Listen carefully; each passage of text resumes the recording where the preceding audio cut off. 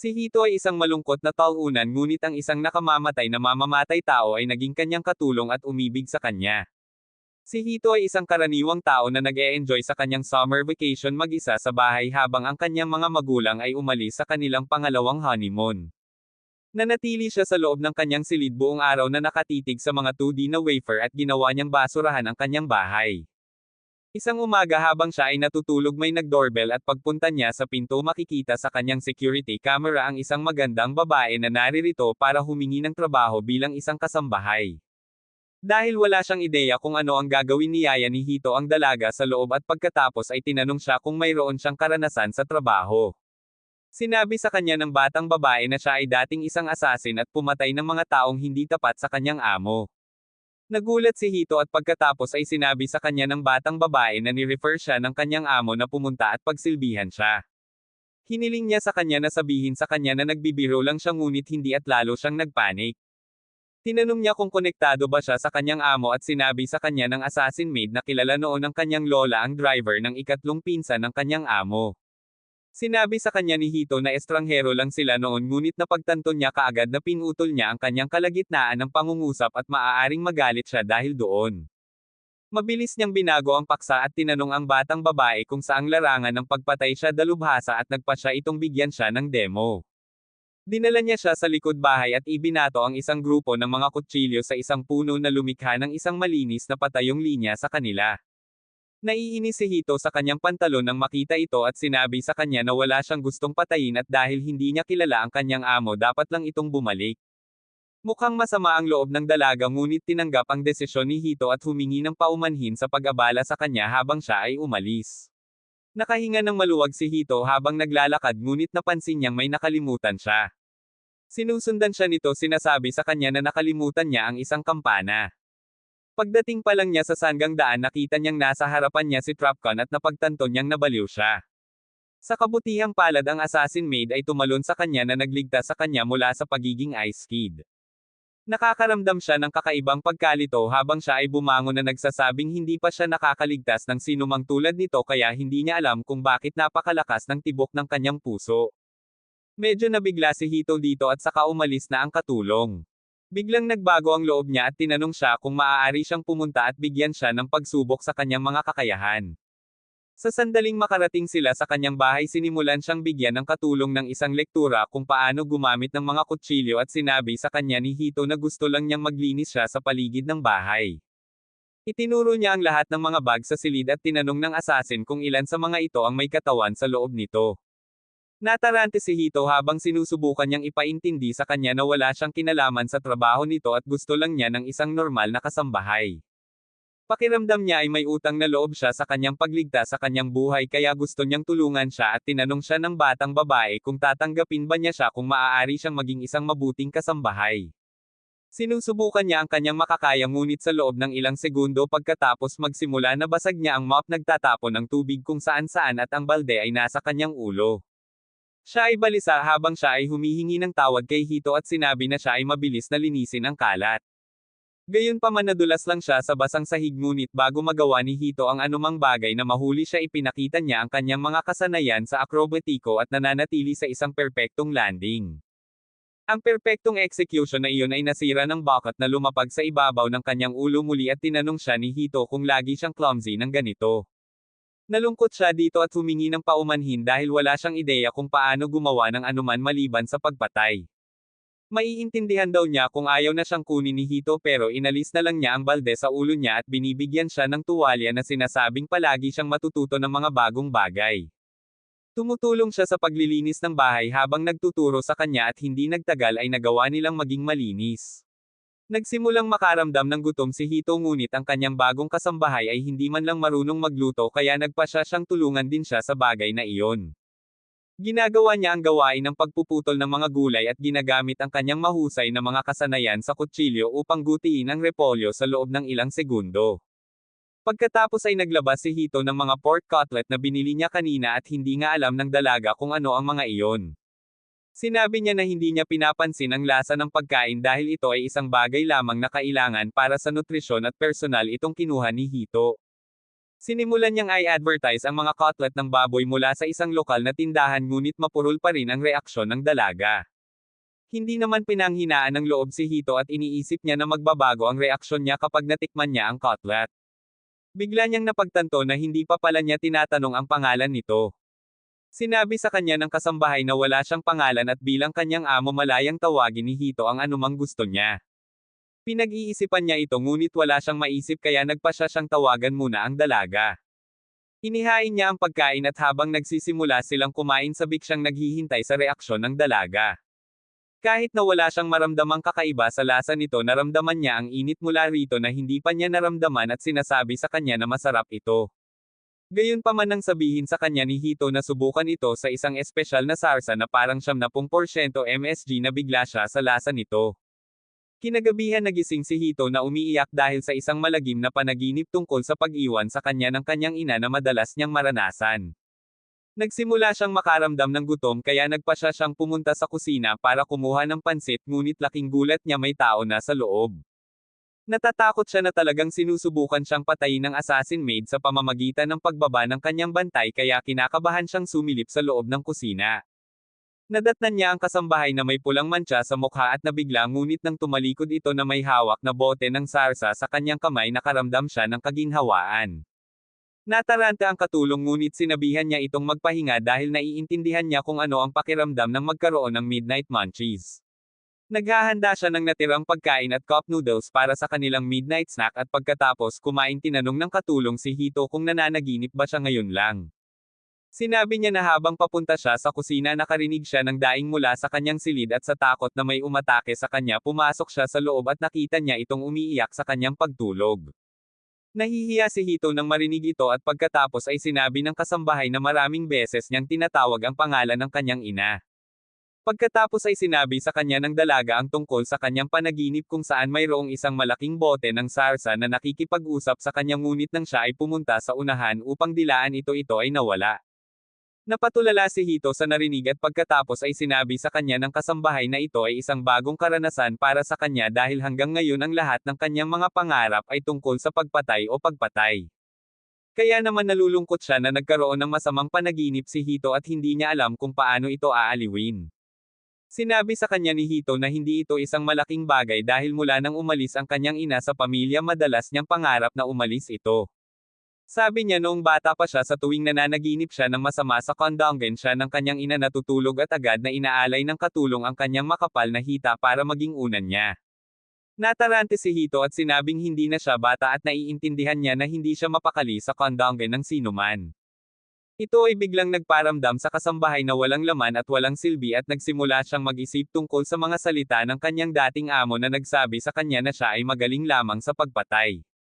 Nagsisimula siyang nanlamig nang biglang ipinatong ni Hito the Simp ang ulo nito sa kanyang kondongen.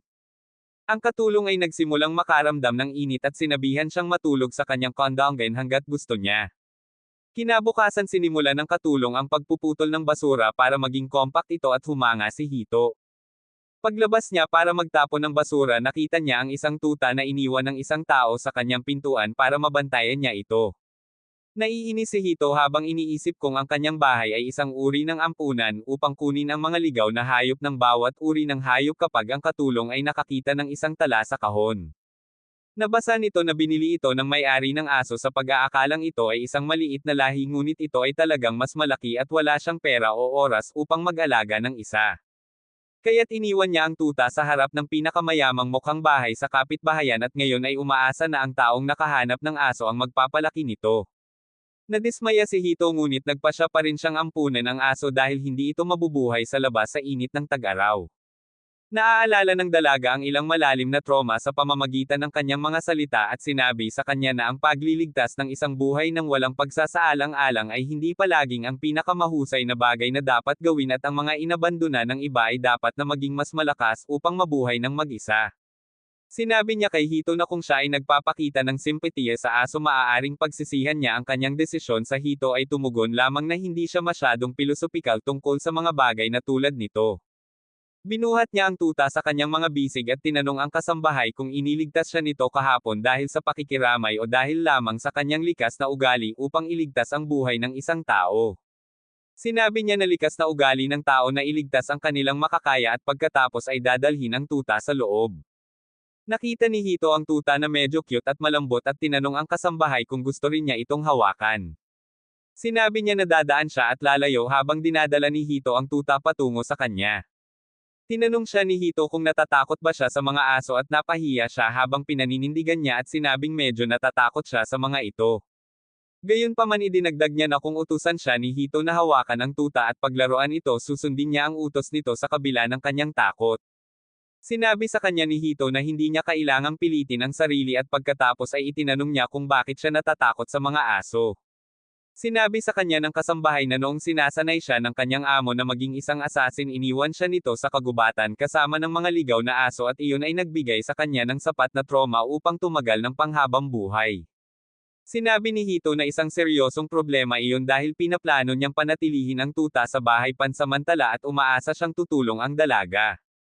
Ang kanyang mga salita ay tumama sa kanya ng husto at upang maging kapaki-pakinabang sa kanyang bagong amo nagpasya siyang pagtagumpayan ang kanyang takot at nagtanong kung maaari niyang hawakan ang aso. Hinayaan siya ni Hito na hawakan ang tuta at nagsimulang mag-vibrate ang dalaga na parang lumang Nokia phone habang ang tuta ay nakapatong sa kanyang mga bisig. Tinanong niya siya kung ano nga ba ang kinatatakutan niya at sinabi niya na mayroon itong matatalas na kuko at pangil ngunit sinabi ni Hito na ang aso ay mukhang cute at inosente. Biglang sinimulan nitong nguyain ang daliri ng kasambahay at nabigla siya kaya halos paalisan niya ang aso sa bintana. Sa kabutihang palad pinigilan siya ni Hito at inilayo ang aso habang ang katulong ay hinahabol ang hininga sa lupa. Sinimulan ding kagatin ng aso ang mga daliri ni Hito at napagtanto niyang nangangati ang mga ngipin nito kaya dinala niya ito sa malapit na pet shop para masuri ito at makabili ng mga kailangan. Sa pag-uwi nila mamaya nagpasalamat si Hito sa kasambahay sa pagtulong sa kanya sa pamimili. Bigla siyang sumagot na wala pa siyang nakikitang kasing bait ni Hito dahil ang mga utos nito sa kanya ay hindi niya nakasanayan. Ang dati niyang trabaho ay tungkol sa pagpatay ng mga tao at ang kabiguan ay hindi isang opsyon. Gayunpaman mabait ang pakikitungo ni Hito sa kanya kahit na halos nagawa na niya ang lahat ng hindi tama. Tinanong niya ito kung ano ang maaari niyang gawin upang maging mas kapaki-pakinabang sa kanya at kung siya ay kabilang sa kanya. Bago makasagot si Hito nagsimulang tumakas ang tuta ngunit hinawakan niya ito at pagkatapos ay sinabi sa kasambahay na malamang na gusto niyang tumigil sa pagiging isang asasin at mamuhay tulad ng isang normal na babae. Sinabi niya na ito ang kanyang pagkakataon kaya hindi niya dapat masyadong isipin ito. Biglang napagtanto ng kasambahay na sa buong panahon na nagtrabaho siya bilang isang asasin hindi niya talaga naisip na talikuran ang trabaho. Ang pagpatay sa iba ang tanging dahilan ng kanyang pag-iral at naisip niya na wala siyang silbi kung ititigil niya iyon. Biglang sinabi ni Hito sa kanya na tingnan ang kamangha-manghang paglubog ng araw at pumunta siya sa tabi niya iniisip na kung mananatili siya sa kanya maaari niyang malaman at maunawaan ang higit pa tungkol sa kung ano talaga ang gusto niya. Pagkatapos ay sinabi sa kanya ni Hito na noong una siyang dumating sa kanyang bahay talagang natakot siya dahil hindi pa siya nakakita ng mga asasin sa totoong buhay. Gayunpaman pagkatapos na makilala siya natanto niya na siya ay isang mabuting tao sa puso. Ang marinig na siya ay isang mabuting tao ay nagpapaalala sa mamamatay tao noong siya ay isang normal na babae at pinuri siya ng kanyang mga magulang. Bigla niyang tinanong si Hito kung ano ang maaari niyang gawin upang maging isang normal na babae muli at ang unang payo na ibinigay niya sa kanya ay tungkol sa kanyang mga pagkabigo. Sinabi niya na dahil ang lahat ng ipapagawa nito sa kanya ay bago sa kanya normal lang na mabibigo siya kaya hindi niya dapat hayaang mabigitan siya ng mga kabiguan na iyon. Nang maglaon ng katulong ay nagsimulang maghanda para sa hapunan at maghiwa ng repolyo tulad ng isang normal na tao. Iniisip niya na ang paggawa ng mga bagay na normal ay mas madali at hindi nangangailangan ng matinding konsentrasyon at pagkatapos ay magsisimulang mag-isip tungkol sa hapunan. Biglang lumapit sa kanya ang tuta at sinimulang kuskusin ang sarili sa kanyang binti. Nataranta ang dalaga at itinutok ang kutsilyo sa tuta sa pag-aakalang sinusubukan siya nitong atakihin mula sa likuran. Gayunpaman habang nakikita niya itong nanginginig at bumagsak na pagtanto niyang gutom lang ito. Pinakain niya ang tuta at sinubukang hawakan ito upang mapaglabanan ang kanyang takot ngunit pumasok si Hito sa silid at ginulat siya. Humanga siya na pinakain ng katulong ang aso at nagpasalamat sa kanya. Pagkatapos ay sinimulan niyang haplasan ang tuta at dahil talagang malambot ang balahibo nito nagpasya siyang pangalanan itong Makhay. Gusto ng lahat ang pangalan na iyon at pagkatapos ay nag-emote si Hito ng walang dahilan para sabihin sa kasambahay na naging mas mahusay siya sa kanyang trabaho. Talagang naantig siya sa pagtanggap ng pagpapahalagang ito at nag-aalok na alagaan ang tuta kung abala ito. Nag-aalala si Hito tungkol sa kanyang phobia ngunit sinabi sa kanya ng kasambahay na gusto niya maging normal at para doon kailangan muna niyang pagtagumpayan ang kanyang takot. Humanga si Hito sa kanyang determinasyon at ginagabayan siya nito habang inaalagaan niya si Makhai at pagkatapos ay hinawakan ito sa kanyang mga bisig. Hinahaplos niya ang tiyan nito at napagtanto na ang kanyang takot ay hindi makatwiran at ang tuta ay talagang mahusay na kumilos. Pagkatapos nito umupo sila para sa hapunan at muling umibig ang dalaga sa sarsa. Mabilis niyang inubos ang kanyang plato at nang tanungin ni Hito kung gusto niya ng pangalawang serving sinabi niya na hindi niya dapat istorbohin ang kanyang amo para sa mga ganoong bagay ngunit ang kanyang katawan ay tumugon sa kabaligtaran na paraan at pinalawak ang plato. Sinabihan siya ni Hito na itigil ang pag-aalinlangan sa lahat ng oras at huwag mag-atubiling magtanong kung may gusto siya. Agad na sinamantala ng dalaga ang pagkakataon at pinangalanan siya. Nagsimulang magtanong sa kanya si Hito ng ilang karaniwang tanong bago pumili ng pangalan. Nagtatanong siya tungkol sa kanyang kaarawan at ang tanging narinig niya tungkol sa kanyang kaarawan ay umuulan ng malakas sa araw na iyon. Nagpasya si Hito na pangalanan siya ng Yuki na nangangahulugang snow ngunit ibinabalik nito ang mga traumatikong alaala para sa batang babae. Tinawag din siyang Yuki ng dati niyang amo dahil cold-blooded siya na parang snow. Kinasusuklaman niya ang pangalang iyon ngunit habang sinasabi ni Hito kung gaano niya kamahal ang snow at taglamig tinanggap niya ang pangalan. Nakangiti siya habang pinasasalamatan si Hito sa pagbibigay sa kanya ng pangalang ito at pagkatapos ay nagsimulang ulitin ito na parang isang hanggal na Pokemon. Kinabukasan habang nakikipaglaro si Yuki kay Makhai lumapit si Hito sa kanya na may dalang baril dahil nagpaplano siyang magpabutas para magmukhang cool sa harap ng kanyang mga kaibigan. Sinabi niya sa kanya na hindi siya sapat na kumpiyansa na gawin ito ng mag-isa kaya hiniling niya kay Yuki na gawin ito para sa kanya. Isinagawa niya ang gawain ngunit nang batasin na sana niya ang tainga nito bigla siyang napaatras. Nagsimula siyang manginig habang tinanong niya si Hito kung ito ang parusa niya sa paggawa ng isang bagay na hindi niya nagustuhan.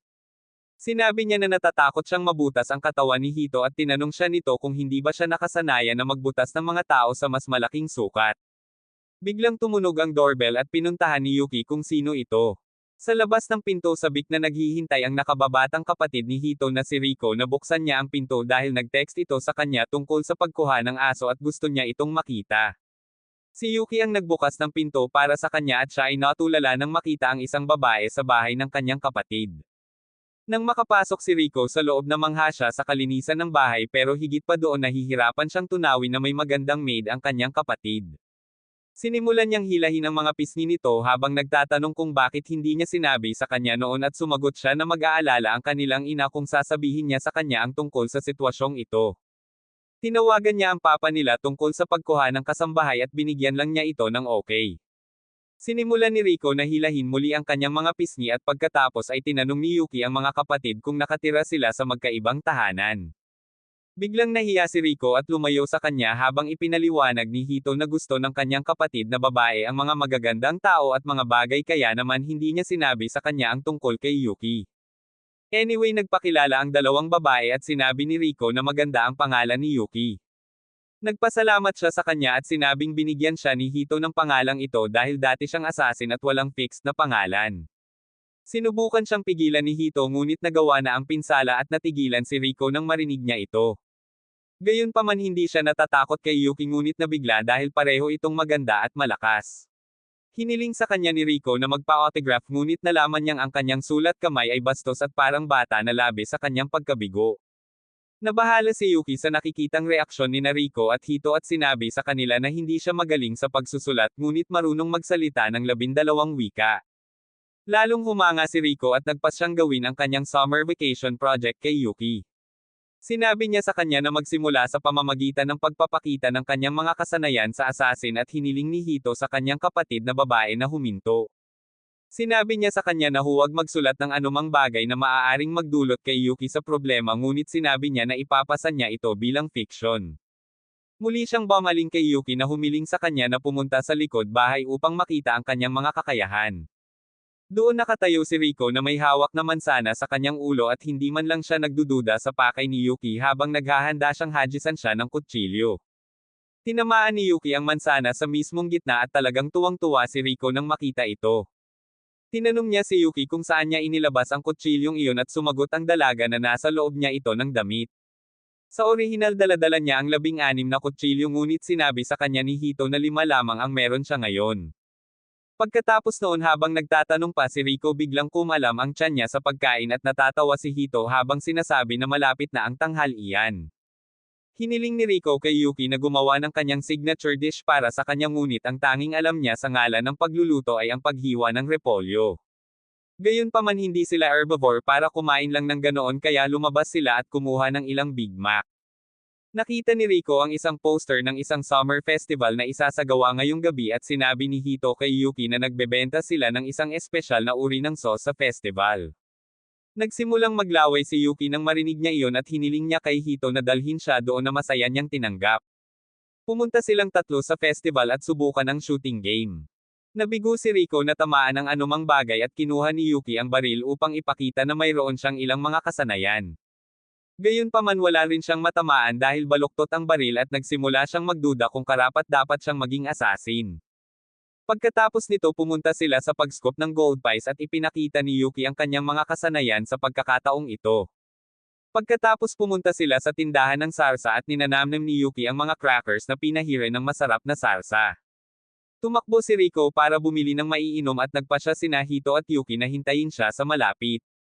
Habang naghihintay sila tinanong ni Hito si Yuki kung nakapunta na ba siya sa mga festival at sinabi niya na pumunta siya sa mga festival ngunit iyon ay para lamang patayin ang kanyang target. Mukha siyang madilim habang inaalala ang kanyang madilim na nakaraan ngunit pagkatapos ay biglang nagsimula ang mga paputok at siya ay namangha nang makita ang mga ito. Hindi nagtagal bumalik si Rico na may dalang inumin at umupo sa pagitan nila upang makita ang mga paputok.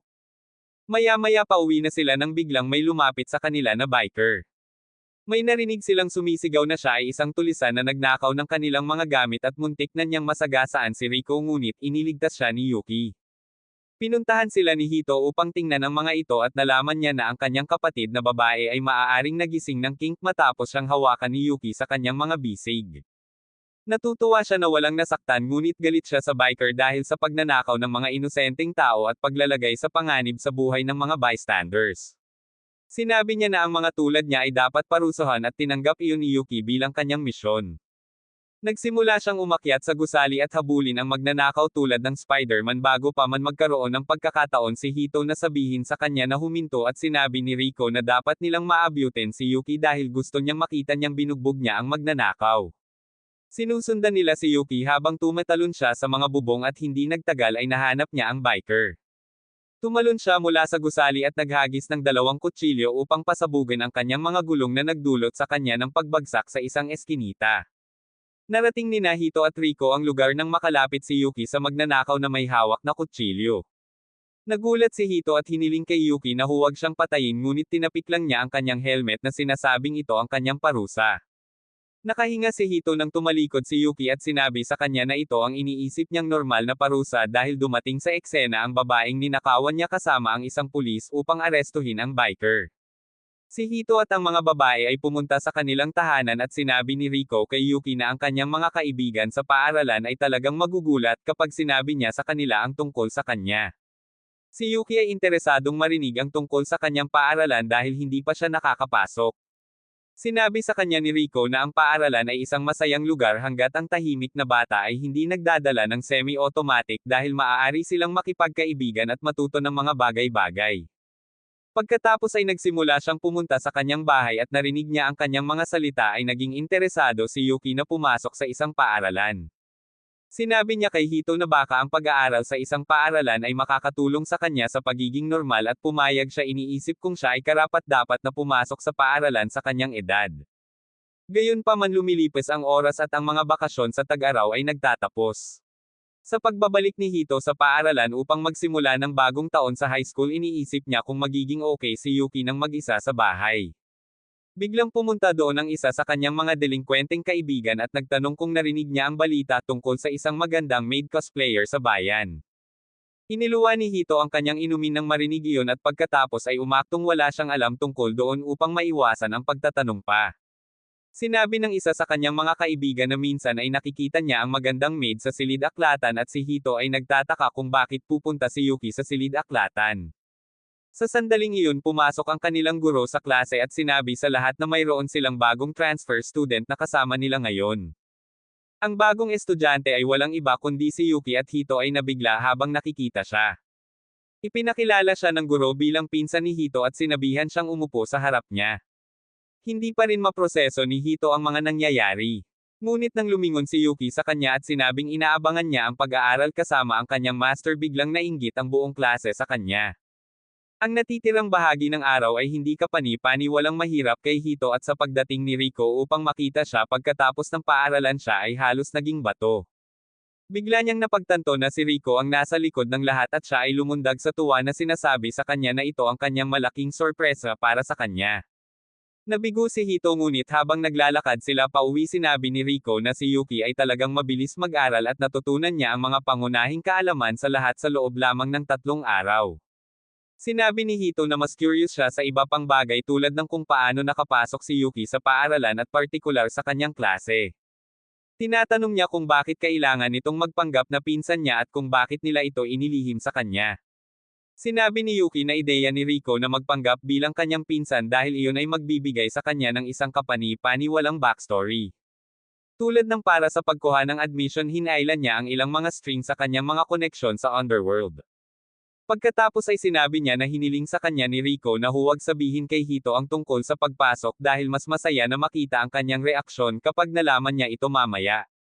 Sinampal ni Hito si Rico dahil dito at nag-aalala si Yuki na siya ay nabalisa. Sinabi niya sa kanya na hindi siya nagagalit ngunit nabigla lamang at pagkatapos ay sinabi na dapat nilang i-enjoy ang kanilang high school life na magkasama mula ngayon. Kinabukasan sa sandaling magsimula ang pahinga ng tanghalian ang lahat ng mga estudyante ay nagsimulang magmadali sa cafeteria upang bumili ng espesyal na tinapay ng Katsude na ibinebenta lamang ng 1 araw bawat linggo. Na-curious si Yuki tungkol doon at sinabi ni Hito sa kanya na sikat talaga ang Katsude Bakery at may tie-up ang school sa kanila para maibenta nila ang masarap nilang tinapay sa mga estudyante minsan sa 1 linggo. Dahil bihira ito kakaunti lang ang piraso at nagmamadali ang lahat na maging unang taong bumili nito. Sinimulan niyang sabihin sa kanya ang tungkol sa iba't ibang bersyon ng tinapay na mayroon sila kabilang ang isa na may masarap na sarsa sa loob nito.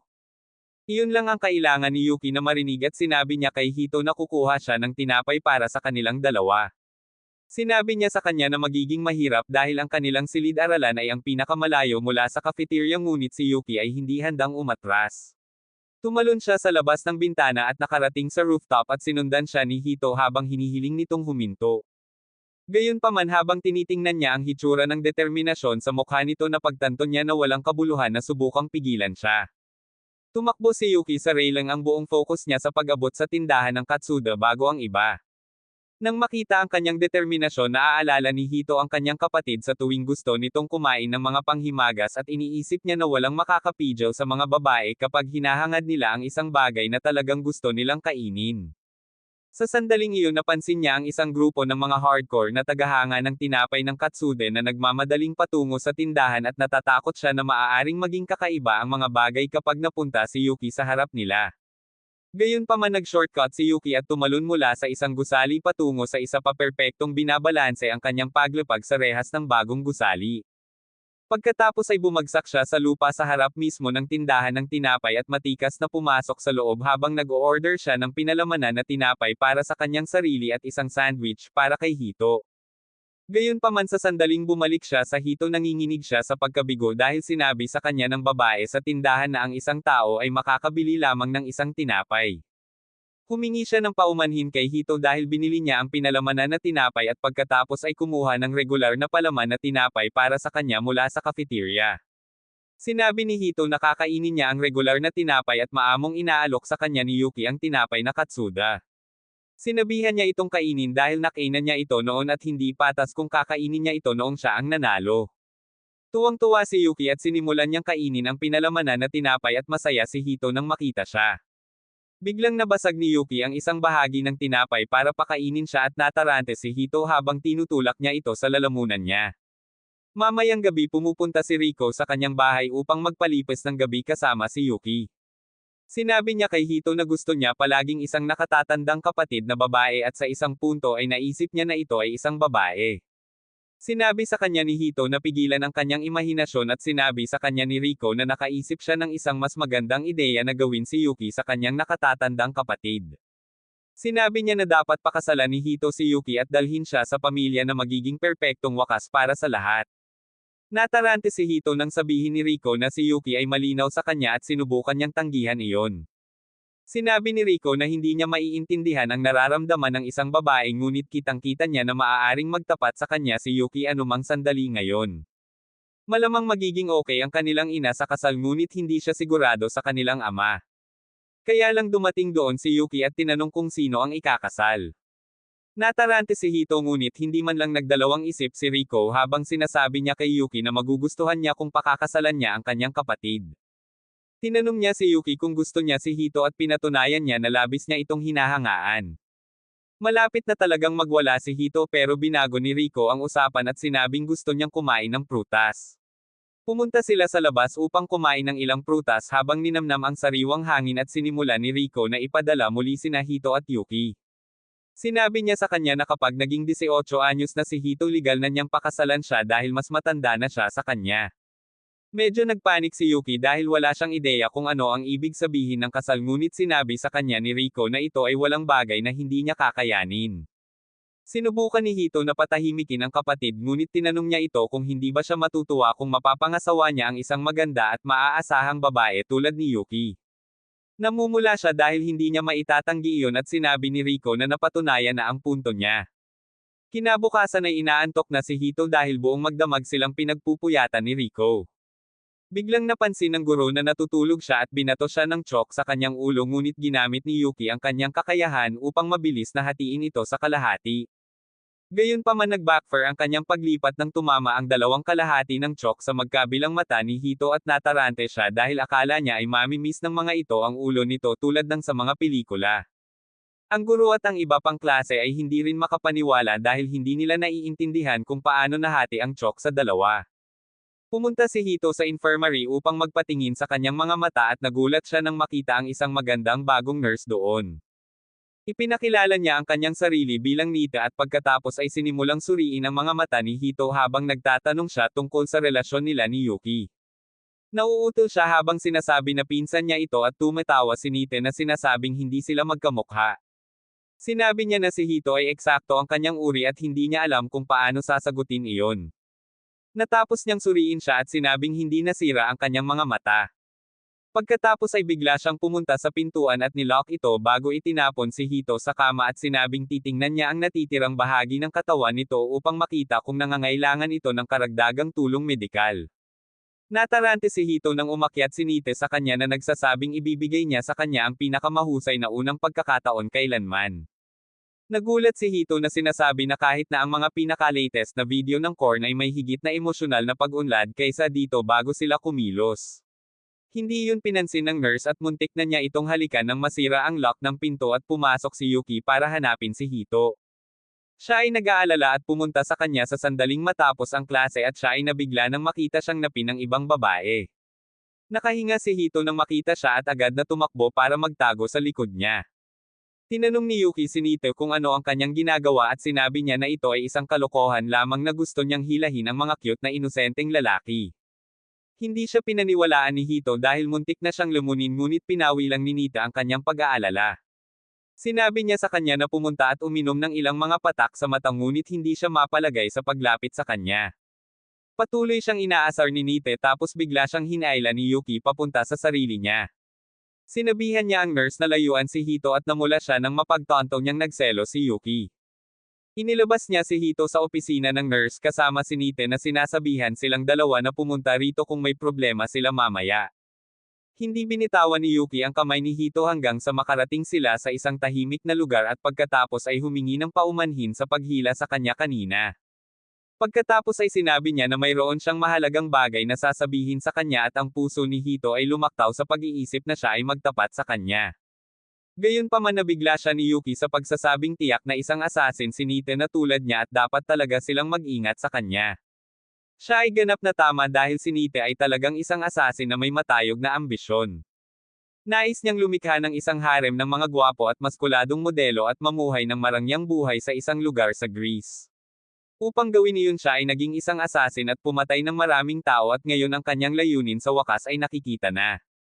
Ang kanyang kasalukuyang misyon ay alisin si Yuki at kapag nagawa niya iyon magkakaroon siya ng sapat na pera para mabuhay ang buhay na gusto niya noon pa man. Samantala sa bahay ni Hito sinusubukan niyang matulog ngunit mahirap iyon kung binabantayan siya ni Yuki.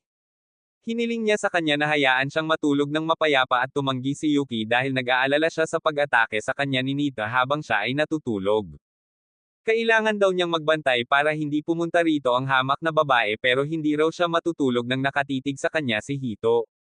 May mas magandang ideya si Yuki sa kasong iyon at nakahiga siya sa kama kasama si Hito na naguguluhan at kinakabahan ngayon.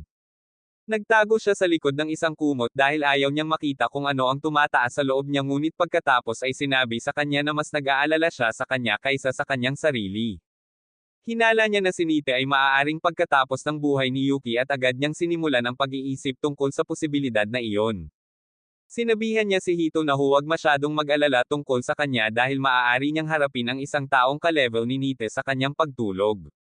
Nagsisimula siyang magtaka kung paano nalaman ni Nita ang tungkol sa kanyang napagtanto na ang kanyang nakaraan ay nahuhuli sa kanya at isinama niya si Hito dito. Bigla niyang hinawakan ang kamay nito na nagsasabi sa kanya na huwag mag-alala tungkol sa anumang bagay dahil pananatilihin niya itong ligtas kahit na ang gastos. Nagsimulang mamula si Hito dito at bumangon siya at sinabing gusto rin niyang manatiling ligtas siya kahit na wala siyang magawa. Bigla siyang nagpasya na buksan ang bintana upang makalanghap ng sariwang hangin ngunit sinabi ni Yuki na gagawin niya ito dahil palaging may panganib ng mga sniper. Pagkabukas pa lang niya ng bintana ay bigla niyang naamoy ang paborito niyang sauce at nagtaka kung saan nanggagaling ang bango. Habang abala siya sa pag-alam sa pinanggalingan ng masarap na amoy ay bigla niyang narinig ang boses ni Nite na nagsasabi sa kanya na nawala na siya ng yakap. Ang Catwoman cosplayer ay nakapasok sa silid habang si Yuki ay nag-ambala at si Hito ay nasa kanyang kamay. Sinabi niya kay Yuki na siya ay naging mas malambot dahil sa pakikipaglaro sa batang ito at nahulog siya sa isang halatang bitag. Tinanong ni Nito kung siya ba talaga ang sikat na assassin na kilala bilang White Wolf of the Dragon's Nine. Si Yuki ay naglabas ng kutsilyo ngunit hiniling ni Nite sa kanya na hawakan ang kanyang mga kabayo dahil susunduan niya ang mga mata ni Hito bago pa niya magawa ang anumang bagay sa kanya. Biglang naglabas si Yuki ng nakakatakot na aura at nagsimulang magsalita sa Chinese. Binyantaan niya si Nite na kung gagawa siya ng anumang bagay na makakasira kay Hito ay pagsisisihan niya ito ng labis na siya ay magmakaawa para sa kamatayan. Natakot si Nite sa kanya at nagpasya siyang umatras sa pananakit kay Hito. Sinabi niya kay Yuki na may negosyo lang siya dahil may komisyon siya para patayin siya. Gayunpaman alam niyang napakalaki ng pagkakaiba ng kanilang mga kakayahan at wala siyang magagawa laban sa kanya nang walang hostage. Kaya naman nagpasya si Nite na isama si Hito at sinabihan si Yuki na makipagkita sa kanya sa bakuran ng paaralan sa 2:00 ng gabi kung gusto niya itong buhayin. Pagkatapos niyang umalis sinimulan ni Yuki na alalahanin ang mga salita ng kanyang guro na nagsabi sa kanya na kahit anong gawin niya ay mananatili siyang isang madugong assassin na ang tanging layunin sa Earth ay pumatay ng mga tao. Inamin ni Yuki na totoo ito at nagpasya siyang itigil ang pamumuhay sa maling akala na maaari siyang maging normal. Nagpasya siyang patayin si Nita alisin ang lahat ng patunay at kapag natiyak na ang kaligtasan ni Hito ay aalis siya ng bansa para sa kabutihan at ipagpatuloy ang pagtatrabaho bilang isang assassin. Gayunpaman naalala niya na gusto ni Hito na maging ligtas siya at manatili sa kanya at napagtanto niya na gusto niya ang parehong bagay. Sa kabilang banda dinala ni Nite si Hito sa paaralan at itinali ito ng ilang gamit sa pagkaalipin na lagi niyang inilalagay sa kanyang pitaka kung sakaling siya ay nakakaramdam ng kakaiba. Si Hito ay medyo kalmado sa sitwasyon at tinanong ni Nite kung hindi siya natatakot na maaari siyang mamatay anumang oras at kasalanan ni Yuki ang lahat. Tinanong niya ito kung galit ba siya sa katulong ngayon at sinagot ni Hito na kahit natatakot siya ay naniniwala siya kay Yuki na poprotektahan siya nito. Hanga si Nite na nasasabi niya ang mga ganoong bagay kahit na sa ganitong sitwasyon at sinabi sa kanya na talagang ayaw niyang kaladkarin siya sa labanang ito ngunit kailangan niyang gawin ito para labanan ang nakakatakot na assassin na si Zo. Tinanong siya ni Hito kung sino si Zo at tinanong siya ni Nite kung hindi niya alam ang orihinal niyang pangalan na sikat sa Underworld. Sinabi niya na si Yuki ay hindi lamang isang assassin siya ay isang halimaw. Sinimulan niyang sabihin na maraming nakakatakot na tao sa underworld ngunit nasa ibang antas si Yuki. Siya ay isang cold-blooded walang awa na mamamatay tao na hindi nagpakita ng emosyon habang sinasaktan niya ang mga tao. Hindi lang iyon si Yuki ang number 4 sa clan ng pinakadakilang assassin sa mundo na pinangalanang Dragon's 9. Ipinaliwanag ni Nite na ang Dragon's 9 ay nagtitipon ng mga mahuhusay na individual sa buong mundo at itinataas sila bilang mga master assassin at nasangkot sila sa halos lahat ng malaking kaguluhan sa kasaysayan. Gayunpaman dahil sila ay napakalakas at mahalaga mayroon din silang maraming mga kaaway at may malaking presyo sa kanilang mga ulo. Sinabi ni Nite na kung papatayin niya si Yuki ay makakakuha siya ng maraming pera at lalago rin ang kanyang reputasyon kung saan mas marami siyang trabahong may mataas na sweldo. Hindi humanga si Hito sa kanyang mga ambisyon at tinanong niya kung si Yuki ba talaga ang pinag-uusapan niya na isang 16 anyos na babae na walang emosyon sa isang sandali at sa susunod na sandali ay makikita na niya ang lahat sa kanyang mukha. Sinisigawan siya ni Nite na sigurado siyang si Yuki ang assassin na nagngangalang Zu dahil sa mga nakaraang linggo ay tinitiktikan siya nito. Bigla niyang naisip na si Hito ay hindi isang regular na tao dahil walang sino man ang magiging kalmado sa isang sitwasyon kung saan ang kanilang buhay ay nasa panganib. Higit pa rito natunaw niya ang napakalamig na puso ni Yuki at ngayon ay sigurado si Nite na may kakaiba sa kanya. Gayunpaman plano niyang gamitin iyon sa kanyang kalamangan dahil alam niyang gagawin ni Yuki ang lahat ng kanyang makakaya para protektahan siya at mas magiging vulnerable siya habang ginagawa iyon. Pagsapit ng orasan ay dalawang dumating si Yuki.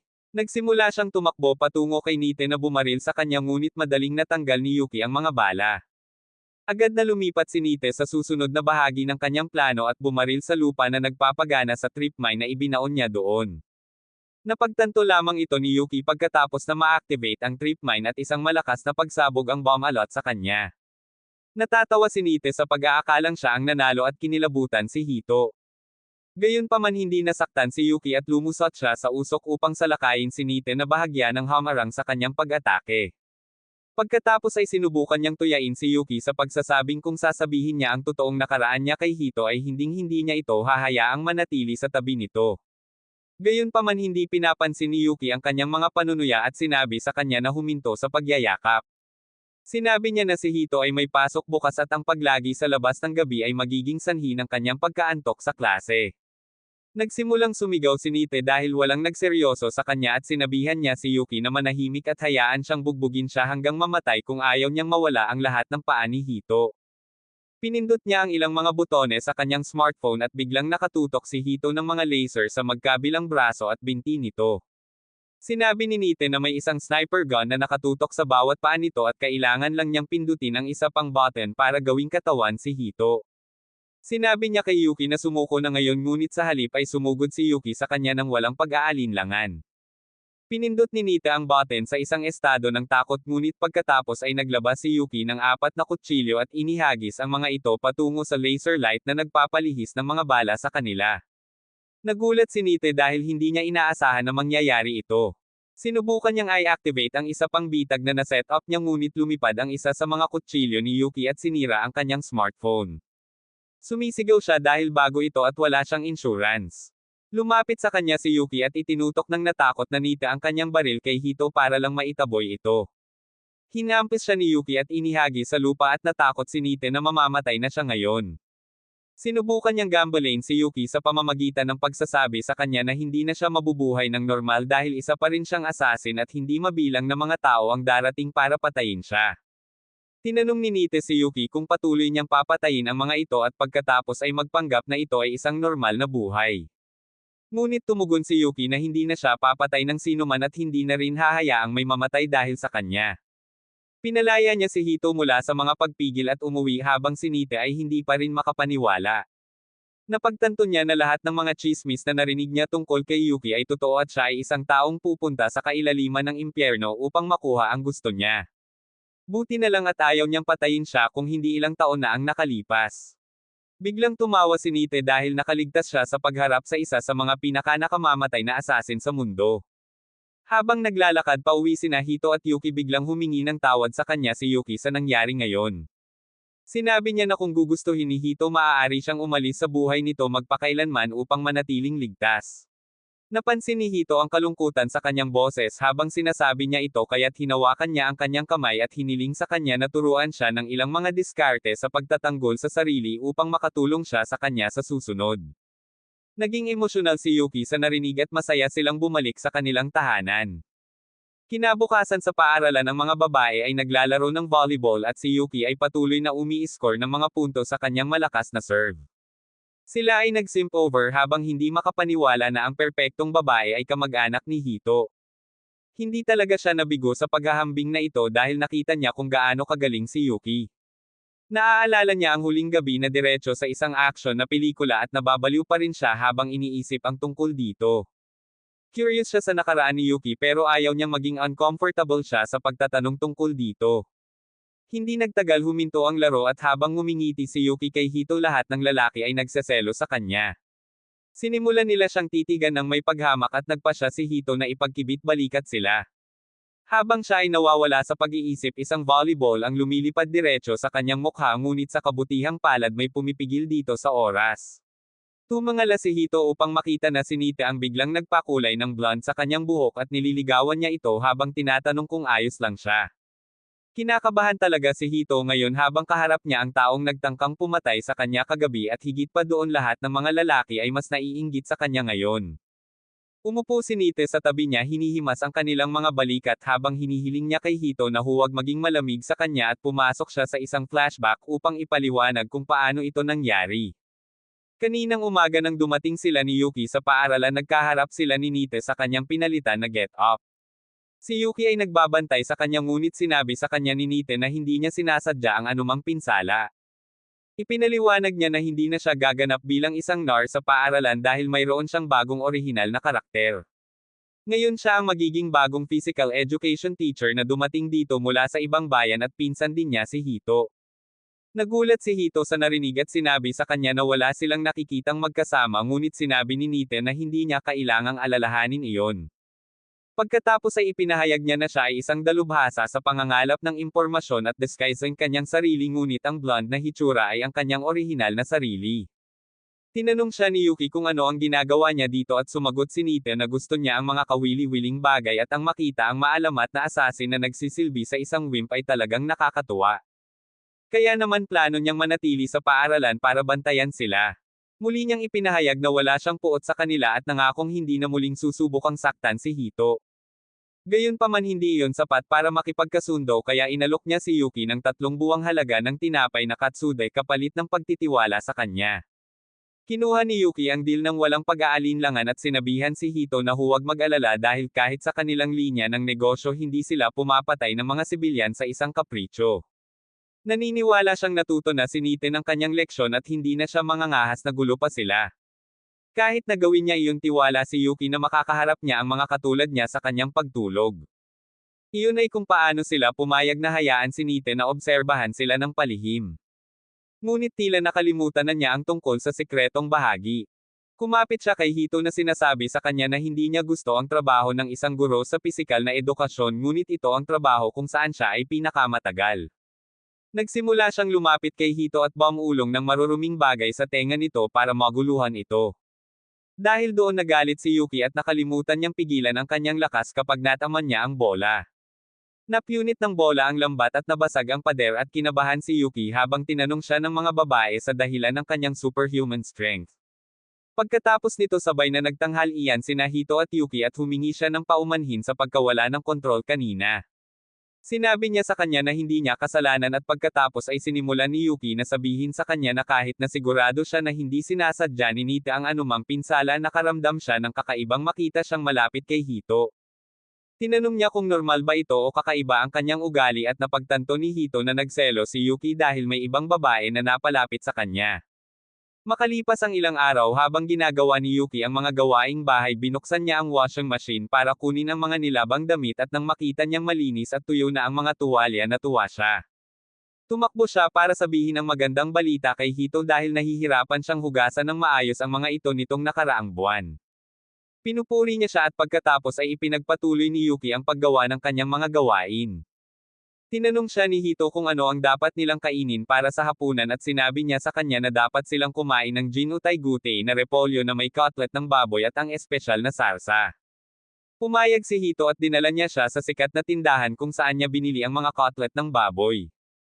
Kinuha ng malandi na matandang babae sa tindahan ang order ni Hito at pagkatapos ay tinanong siya tungkol kay Yuki na nakadikit ang mukha sa salamin na bintana habang naglalaway nang makita ang napakaraming sauce sa loob. Pagkatapos ay napansin niya ang matandang lalaki sa tindahan na naghihiwa ng mga cutlet ng baboy. Normal na nanginginig ang kanyang buong katawan ngunit nang tadteren na niya ang cutlet bigla siyang naging ganap na kalmado at pinutol ang mga ito sa maayos na piraso. Namangha si Yuki dito at naisip niya na dapat ay isa rin siyang master assassin para magkaroon ng napakahusay na kasanayan sa kabila ng kanyang edad at ayaw ni Hito na pigilan ang kanyang imahinasyon. Tinanong siya ng matandang babae kung ano ang pinagkakaguluhan ng babae at para pagtakpan siya sinabi ni Hito sa kanya na si Yuki ay isang malaking tagahanga ng kanilang sarsa. Natutuwa ang matandang babae na marinig iyon at sinabi niya kay Yuki na siya ang gumawa ng recipe. Namangha si Yuki nang marinig ito at tinanong niya ang babae kung siya ay isang Diyos. Pinasalamatan niya ang matandang babae ipinaliwanag kung gaano kahalaga sa kanya ang kanyang sarsa.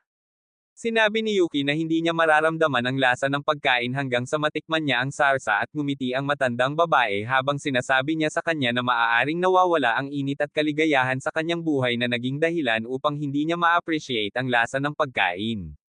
Sinabi niya na tiyak na natikman ni Yuki ang sarsa dahil natutuwa siya at sa tingin niya iyon ang totoo. Habang si Yuki ay abala sa pag-iisip tungkol sa kaligayahan na natagpuan niya pagkatapos makilala si Hito ang matandang lalaki sa tindahan ay biglang dumating sa kanyang likuran at tinapik ang kanyang balik at sinabi sa kanya na may ilang alikabok doon. Nabigla si Yuki dahil hindi man lang niya naramdaman ang presensya nito at ngayon ay sigurado siyang isa itong maalamat na assassin at naging fan siya. Pagkatapos nito tumikim siya ng sariwang sarsa at pakiramdam niya ay nasa ibabaw ng mundo at pagkatapos ay bumalik sila sa bahay upang kumain ng hapunan. Pagkatapos ng hapunan habang naghuhugas si Yuki sinubukan ni Hito na maghanap tungkol sa Dragon's 9 sa Google ngunit ang mga resulta ng paghahanap ay nagsasabi na ito ay isang alamat lamang ng Chino. Iniisip niya kung dapat ba niyang tanungin si Yuki tungkol dito ngunit pagkatapos ay nagpa siya na hindi ito dahil sinusubukan niyang mag-move on mula sa kanyang nakaraan. Nakatulog siya sa sopa at nanaginip na iwan sila ng kanyang ina. Umiiyak siya hinihiling na manatili siya at hinabol siya nang biglang natapos ang kanyang panaginip at natagpuan niya ang kanyang sarili sa mga bisig ni Yuki. Natarante siya nang maramdaman niyang may biglang tumama sa kanyang baba at tinanong ni Yuki kung binabangungot na naman siya tungkol sa kanyang ina. Pagtitibay niya at inalok siya ni Yuki na umidlip sa kanyang makatas na mga hita para malagpasan ang panaginip. Natarante si Hito at tinanggihan siya ngunit biglang bumagsak ang kanyang smartphone habang nakabukas pa rin ang tab na Chrome. Nalaman ni Yuki na naghahanap siya tungkol sa dati niyang organisasyon at tinanong niya kung curious siya. Sinabi ni Hito na gusto niyang malaman ang higit pa tungkol sa kanya at sinabi sa kanya ni Yuki na hindi niya masasabi sa kanya ang tungkol sa Dragon Sham dahil hindi niya ito kilala. Sinabi niya na siya ay isang walang isip na mamamatay tao na ang tanging nakatuon ay ang paggawa ng kanyang mga trabaho ng maayos upang hindi siya itapon. Kaya naman wala siyang masyadong alam tungkol sa underground na organisasyon. Sinabi niya kay Hito na siya ay labis na nasugatan sa pamumuhay sa kadiliman na nakikita pa rin niya na nakakasilaw ang mga ordinaryong bagay sa kanyang bagong buhay. Sinabi niya na siya ay natutuwa na siya ay dumating sa Hito at nagkaroon ng pagkakataong maging normal at sinabi niya sa kanya na siya ay natutuwa rin na siya ay lumapit sa kanya. Namula siya sa kahihiyan habang sinasabi niya iyon at pagkatapos ay nagpa siya si Yuki na sabihin sa kanya ang higit pa tungkol sa kanyang sarili. Sinabi niya na gusto niya itong humiga sa kanyang kondongen dahil sa unang araw na ginawa nila ito pakiramdam niya ay talagang matutulungan niya siya. Lalong naguluhan si Hito nang marinig ito at nagpa siya siyang sabihin din sa kanya ang isang bagay bilang kapalit. Sinabi niya na habang ang kanyang panaginip ay nagsimula ngayon bilang isang bangungot habang patuloy siyang tumatakbo pagkatapos ng kanyang ina pumasok siya sa liwanag kung saan dumating si Yuki upang iligtas siya na parang isang anghel. Kinabukasan tinapos ni Yuki ang lahat ng kanyang mga gawain gaya ng dati at pagkatapos ay pumunta siya sa palengke para mag-grocery. Lahat ng mga lalaki sa palengke ay patuloy na nakatingin sa kanya ngunit hindi sila pinansin ni Yuki. Nagsimula siyang manguha ng mga gulay at tinulungan siya ng matandang tindera. Noon lang isang batang babae ang lumapit kay Yuki at kinakabahang sinabi sa kanya na matagal na niya itong pinagmamasdan at nakita niyang maganda at cool siya. Natutuwa si Yuki na makatanggap ng papuri at pagkatapos ay sinabi ng batang babae na gusto rin niyang maging katulad niya. Tinanong niya siya kung saan niya nakuha ang uniforme na iyon dahil hindi ito isang bagay na karaniwang sinusuot ng mga tao at gusto niya rin ito. Laking gulat ni Yuki dahil sinabi ng dalaga sa kanya na ang mga normal na tao ay hindi nagsusuot ng maid uniform. Hindi nagtagal dumating doon si Hito dahil kailangan din niyang bumili ng ilang mga magazine at sa sandaling makita siya ni Yuki tinanong siya nito kung ang mga uniforme ng maid ay hindi normal. Bueno sinabi ni Hito sa kanya ang totoo at sa susunod na linggo nagpa siya silang mag-shopping at kuhanin siya ng mga casual na damit. Hinihintay na sila ni Rico sa shopping complex pero laking gulat ni Hito andin din si Nita. Tinanong niya siya kung ano ang ginagawa niya dito at sinabi niya sa kanya na nagtanim siya ng bug sa kanyang silid at nalaman ang tungkol sa kanyang mga plano. Sinabihan siya ni Hito na lumayo ngunit sinabi sa kanya ni Nita na kailangan niya ng ilang ekspertong payo sa kung anong damit ang bibilhin para kay Yuki at siya ang pinakamahusay na kandidato. Curious si Rico ngayon at tinanong niya kung assassin din ang cool at mature na babae na ito at pinatunayan ni Nita bago siya sinakal ng kanyang mga marshmallow at nagising si Rico ng isa pang king.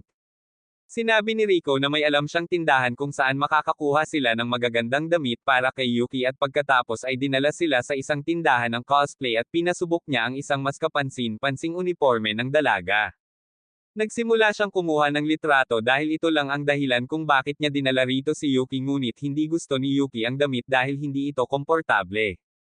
Ang susunod na damit na sinubukan niya ay medyo maikli at hindi rin gusto ni Yuki dahil hindi ito maganda para sa pagtatago ng mga kutsilyo.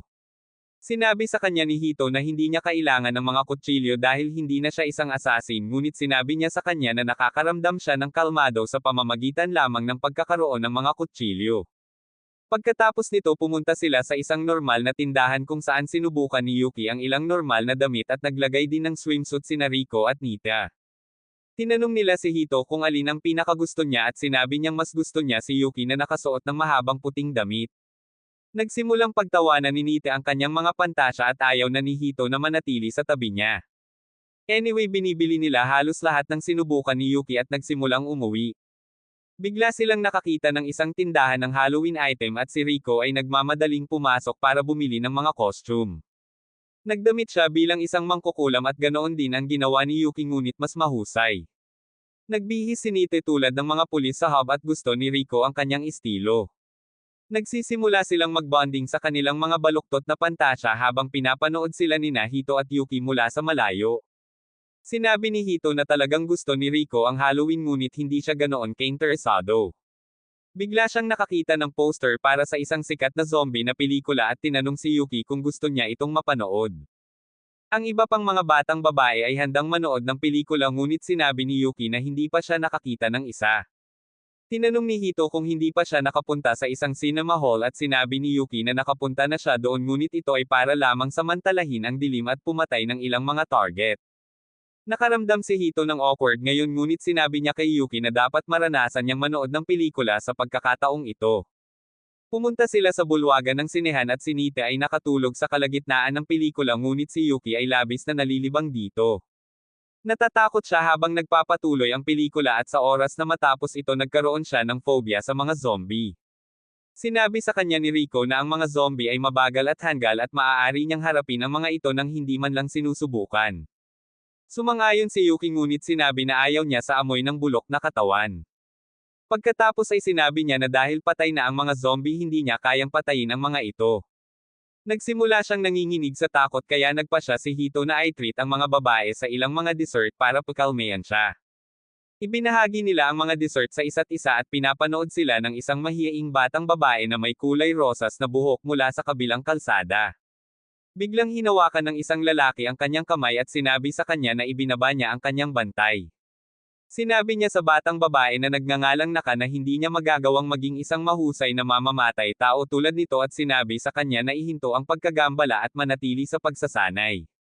Humingi siya ng paumanhin at sinabing magpo-focus siya sa pagsasanay ngunit pagkatapos ay napunta muli ang kanyang atensyon kay Hito at sa mga babaeng nagsasaya. Nang maglaon umalis si Nite sa kanyang bahay at sinabi sa kanya ni Rico na sa susunod ay dapat silang mamili ng mag-isa. Nagpa siya si Hito na ihatid si Rico sa kanyang tahanan at sinabi ni Yuki na uuwi siya at magsisimulang maghanda ng hapunan. Pagkaalis nila tinitigan niya ang kanyang refleksyon sa bintana ng tindahan at nagsimulang mag-isip tungkol sa kahalagahan ng uniforme ng dalaga sa kanyang buhay. Kapag nakauwi na siya nagpalit siya ng uniforme ng kasambahay at pumunta para tingnan si Mackay at nalaman niyang marumi lahat ang mga laruan at alpombra nito. Sinabi niya na lilinisin niya ang mga ito ngayon ngunit tumakas si Mackay dala ang alpombra. Sinusubukan niyang habulin siya ngunit biglang naging mabagyo ang panahon. Habang dumadagandong ang kulog sa kalangitan biglang naging paranoid si Yuki at nagsimulang mag-isip ng pag-atake ng zombie. Samantala patuloy na naglalako si Mackay at hinampis niya ang isang mesa sa kusina na naging dahilan upang bumagsak sa kanya ang malamig na sopas. Lalong natakot si Yuki matapos marinig ang tunog na iyon at nang lumakad si Mackay sa kanya na may maruming tuwalya sa kanyang ulo na bigla siya at inatake siya sa pag-aakalang ito ay isang zombie. Pag-uwi ni Hito nalaman niyang pinutol ni Yuki ang tuwalya ni Mackay dahil sa kanyang paranoia at ngayon ay malungkot ang aso. Humingi ng tawad si Yuki at nangakong aayusin ang tuwalya at kahit na sa tingin ni Hito ay hindi ito posible sinabihan niya itong gawin ang gusto niya.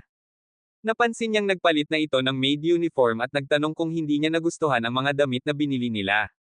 Sinabi ni Yuki na talagang nagustuhan niya ang mga ito ngunit hindi niya magawang makamove on sa uniforme ng dalaga na regalo ng dati niyang amo.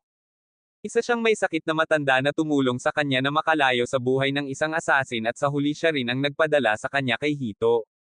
Kaya naman gusto niyang ituloy ang suot na uniforme ng dalaga dahil ito ang nagpapaalala sa kanya.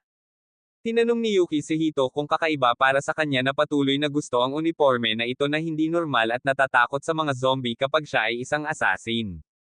Sinabi niya sa kanya na hindi ito kakaiba dahil normal para sa mga tao na magustuhan ang mga bagay na may matitinding alaala na nakakabit sa kanila at matakot sa mga bagay na nakakatakot sa kanila. Sinabi niya sa kanya na ihinto ang pag-iisip tungkol sa kung paano siya nakikita ng mundo at maging isang bersyon ng normal na nababagay sa kanya. Natutuwa si Yuki na marinig iyon at pagkatapos ay nagsimulang tumakbo si Mackay sa silid dahil gusto niyang ayusin ang kanyang tuwalya. Binuhat siya ni Hito at napagtanto na ito ang tuwalya na mayroon siya noong naiwan siya sa kanyang pintuan at sa tingin niya ay nakadikit si Mackay sa tore na nagpapaalala sa kanya ng kanyang pamilya. Naiintindihan naman ni Yuki ang nararamdaman ng aso dahil ang kanyang kampana lang ang nagpapaalala sa kanyang kapatid na malayo sa kanya. Nagulat si Hito sa narinig at tinanong niya si Yuki kung may kapatid ba talaga siya pero nanatili lang itong nakatitig sa kanya ng blanko. Kinabukasan pumunta sina Hito at Yuki sa isang ramen shop kasama si Nite dahil siya lang ang makakatulong sa kanila sa paghahanap ng impormasyon tungkol sa kapatid ni Yuki. Sinabi niya kay Yuki na ito ang kanyang treat at pagkatapos lunokan ang buong mangkok ng ramen ng mas mabilis kaysa sa magagawa ni Naruto sinabi niya na hindi sapat na bilhin ang kanyang mga serbisyo. Binetukan siya ni Hito at hiniling na hatiin ang bayarin ngunit hindi sila pinapansin ni Yuki dahil abala siya sa pagdaragdag ng paborito niyang sarsa sa ramen. Nagulat si Nite dahil siya ay nagpakilalang alagad ni Gordon Ramsay at sinabi niyang kasalanan ang pagdaragdag ng sauce sa perpektong ginawang ramen. Hindi naririnig ni Yuki ang kanyang pagdadaldal ngunit pagkatapos ay napansin niyang halos maubos na niya ang sauce at siya ay nag-aalala. Kaya't dinala siya ni Hito sa tindahan upang bumili ng sarsa ngunit sinabi ng maliit na matandang babae na naubusan na sila ng sauce mula nang bumili ang lahat ng mga estudyante sa lugar at ngayon ay mayroon lamang silang sapat para sa kanilang regular na pangangailangan sa negosyo. Sinabi ni Yuki na ayos lang ngunit naririnig ni Hito ang tunog ng pagdurog ng kanyang puso. Habang pauwi sila tinitigan ni Yuki ang maliit na dami ng sauce na natitira sa bote at sinabing gagamitin niya ito ng matalino para tumagal ito ng isang buong linggo. Gusto siyang alisin ni Hito sa madilim na kalagayang ito at tinanong niya siya tungkol sa kanyang kapatid. Tinanong niya kung ano ang sasabihin nito sa kanya kapag nagkita sila at sinabi ni Yuki na hindi niya matindaan ang mukha ng kanyang kapatid. Ipinaliwanag niya na siya ay inilayo sa kanyang pamilya sa murang edad at ang kanyang mga alaala sa kanila ay malabo at nakakalat. Ang tanging alam niya tungkol sa kanyang kapatid na babae ay binigyan sila ng kanilang ina ng magkatulad na mga accessories sa kampana at palagi niyang dinadala ang kanya umaasang makikilala niya ang kanyang kapatid kapag nakita niya siya. Sinabi ni Yuki na natatakot siyang makita muli ang kanyang kapatid dahil baka may sama ng loob ito sa kanya. Nakaramdam ng kaba si Hito at nagtanong kung dapat ba niyang sabihin kay Nita na huwag siyang hanapin ngunit sinabi ni Yuki na kahit natatakot siya matutuwa siyang malaman na maayos ang kalagayan ng kanyang kapatid. Sa sandaling iyon dumating doon ang mga kaibigan ni Hito at tinanong sila kung magkasama silang namimili. Nagulat si Hito nang makita sila at sinabi nitong pumunta sila rito para bumili ng pinakabagong album ng kanilang paboritong singer na si Nazca na malapit na ring magpe-perform sa local festival. Biglang nagsimulang magselos ang maikling kaibigan sa kung gaano kalapit sina Hito at Yuki at nakita niyang kaina-hinala na kamakailan ay dalawang magagandang babae na nauugnay sa kanya ang sumali sa paaralan. Nagseselos ang halfling na hindi sila nakakasama ni Hito ngayon pero sinabihan siya ng matangkad na kumalma dahil at least masaya si Hito dahil kay Yuki. Sinimulan nilang ikwento sa kanya kung gaano kadilim at nerbyoso si Hito noong nasa middle school siya at sinubukan niyang isara ang mga ito. Sa tussle ang pinirmahang album ay itinapon palayo sa kamay ng kanyang kaibigan at sinubukan ni Yuki na iligtas siya sa pamamagitan ng paghagis ng kanyang bag upang pigilan ang album mula sa pag-alis. Gayunpaman sa paggawa nito ang bote ng sarsa ay naalis sa kanyang bag at ang buong sarsa ay natapon sa sahig na nagwawasak kay Yuki. Nang gabing iyon nagkaroon siya ng bangungot kung saan walang laman ang higanting bote ng sarsa at galit sa kanya at nang dumating si Hito upang gisingin siya kinaumagahan sinabi sa kanya ni Yuki na wala na siyang dahilan upang mabuhay. Inaaliw siya ni Hito sinabing mabibili niya ang sarsa sa susunod na linggo at sinabi niya sa kanya na nagkaroon siya ng isa pang panaginip ngunit hindi ibinunyag ang mga detalye. Kinabukasan din si Yuki ay nagkaroon ng parehong kakilakilabot na panaginip at siya ay tumakbo sa silid ni Hito na humihiling sa kanya na matulog sa kanya dahil siya ay masyadong natatakot na matulog ng mag-isa. Naguguluhan siya sa pagdinig nito at pagkatapos ay sinabi sa kanya na naghahabol siya ng magdamag para sa paparating na pagsubok para manatiling gising siya sa tabi nito hanggang sa bumuti ang pakiramdam niya. Habang umiinom sila ng kape biglang sinabi ni Yuki kay Hito na siya ay isang lalaking may magandang karakter at pagkatapos ay tinanong siya kung nasusuklam na ba siya sa isang tao. Iniisip niya ito at sinabing hindi niya ito tatawaging puot ngunit hindi niya nagustuhan ang kanyang ama dahil sa ilang bagay na nangyari sa nakaraan ngunit iyon ang tungkol sa mga relasyon sa pamilya. Ang kanyang mga salita ay nagpapaalala kay Yuki ng kanyang kapatid na nagsasabi sa kanya na napupuot siya sa kanya at nagpasya siyang bumalik sa kanyang silid sinabi na iniistorbo lamang niya si Hito dito. Sa sandaling siya ay nakatulog nakita niya ang walang laman na bote ng sarsa na nagsasabi sa kanya na inabandonan niya ito at ang kanyang kapatid at ngayon ay kinasusuklaman siya ng lahat dahil siya ay isang cold-blooded killer. Ipinakita sa kanya ng bote ng sarsa na kahit sina Hito at Rico ay napupuot sa kanya at pagkatapos ay sinimulan niyang i-unrave ang kanyang nakaraan. Noong bata pa si Yuki isa siyang henyo na nakakapagsalita ng 15 na wika sa edad na 7.